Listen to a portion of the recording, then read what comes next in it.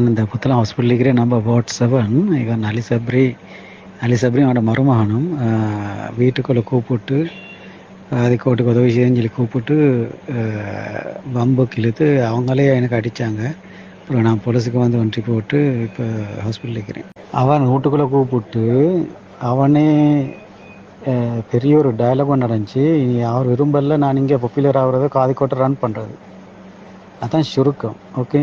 So ஒரு thugs approach வந்து அந்த வாப்பா மருமகனும் கருத்த மகானும் இவரும் அதாவது இதை நிப்பாட்டிட்டு வெளியே போச்சு, புத்தளத்துலேருந்து வெளியே போச்சு மாதிரி தேவையில்லாத தக்ஸ் அப்ரோச் வந்து வீட்டுக்குள்ளே கூப்பிட்டு தான் செஞ்சார். வாங்க காதிக்கோட்டுக்கு உதவி செய்கிறேன்னு சொல்லி உங்களுக்கு என்ன செய்யணும்னு சொல்லி ஸ்டார்ட் பண்ணிவிட்டு அடிக்க ஆரம்பித்தார். இதுக்கு பின்னால் முல்லாக்கள் அடுத்தது இந்த விமென்ஸோட பாப்புலாரிட்டி விமென் ரைட்ஸ் கூடுது.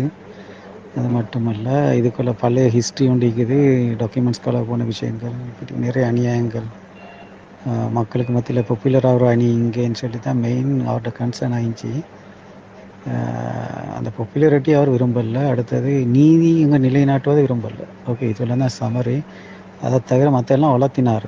Okay, it's totally wrong. ஒரு ஜட்ஜு அடுத்தது புதுசாக எல்லாரும் ஃபெயிலியரான ஒரு இன்ஸ்டியூஷனை நான் செய்யணும்னு வந்துடுறாங்க.